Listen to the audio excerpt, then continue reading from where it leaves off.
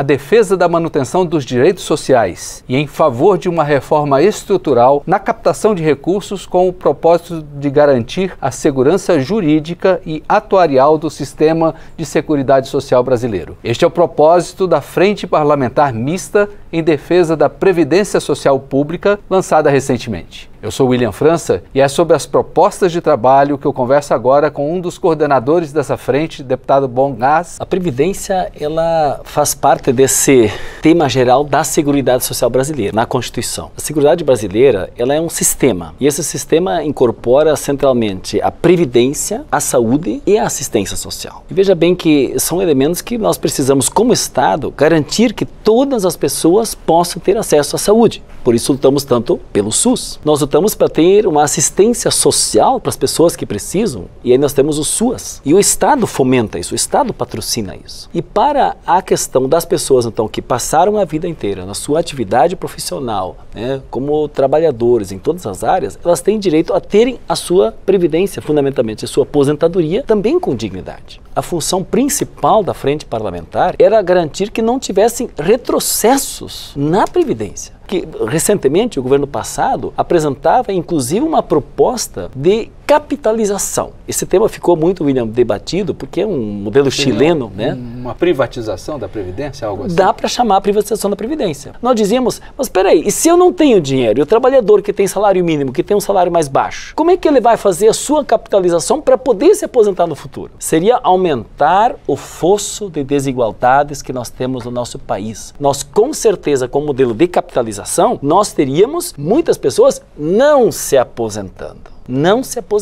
E além de nós, então, termos conseguido vencer isso, evitado a capitalização, nós tivemos outras derrotas. Uma derrota, por exemplo, foi tirarem as aposentadorias especiais. Um metalúrgico ou um outro profissional que trabalha numa situação mais insalubre, com maiores dificuldades, ele saiu da sua condição de segurado especial, por exemplo, com 25 anos de aposentadoria. Para os demais, também ampliou o espaço, né? Então, aumentou o tempo de idade, aumentou o tempo de contribuição e ainda dificultou, e o INSS fazia uma coisa muito interessante, William, que quando você te aposentava, você contribuía, geralmente quando você começa a tua atividade profissional, você começa com um salário mais baixo. Então você vai contribuindo sobre um salário, sobre 2 salários, e, enfim, você vai ter uma progressão e no fim o INSS, ele escolhia 80% das melhores contribuições, fazia uma média das melhores contribuições, deixava 20% das menores fora, o que dava para a pessoa que fosse aposentar um pouco o valor do seu benefício futuro. Isso aí também desapareceu.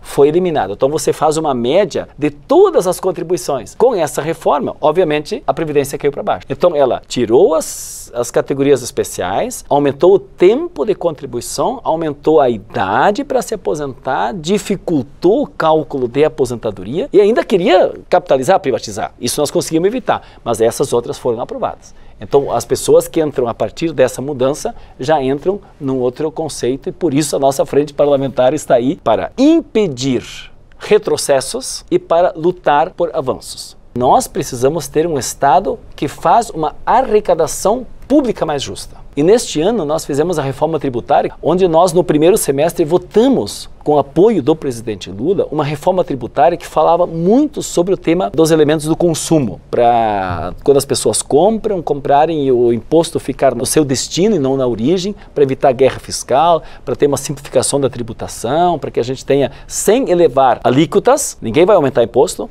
mas que elas sejam mais simplificadas e no todo possam ter retornos maiores, né, para o Estado. Mas nós temos uma tarefa agora de segundo semestre, que é a taxação progressiva dos impostos, que não é sobre consumo, é sobre grandes fortunas, é sobre grandes rendas, é sobre patrimônio, é sobre lucros, dividendos. Se o Estado brasileiro arrecada mais, a destinação também para termos um sistema de seguridade que inclui assistência social, que inclui a saúde, que inclui a previdência, possam estar mais estáveis, estabilizados, né, para que a gente possa oferecer para a pessoa, né, uma situação boa de previdência. E tem um último elemento que é importante a gente acrescentar, que o mundo do trabalho também mudou muito. Claro que isso é muito na área privada da previdência, né, porque nós olhamos o todo da previdência, mesmo que ela seja, nós queremos uma previdência pública, né, mas o setor privado hoje, e mesmo no serviço público, nós temos um conjunto de processos de precarização no mundo do trabalho, salários menores, portanto, menores menores arrecadações ou em situações de trabalho sobre plataformas, né? A uberização que se fala muito, né? Que é sobre plataformas, onde boa parte dessas pessoas sequer contribuem para a Previdência. Eu quero dizer, William, é um gargalo grande, que essas pessoas, se elas não fazem um recolhimento e não têm o registro formal, isso é um desafio para a sociedade brasileira. Eu estou muito preocupado com isso, inclusive na Comissão do Trabalho também. Como é que essas pessoas vão ter a sua futura aposentadoria? Então, assim, essa é uma preocupação com muita seriedade que a nossa frente parlamentar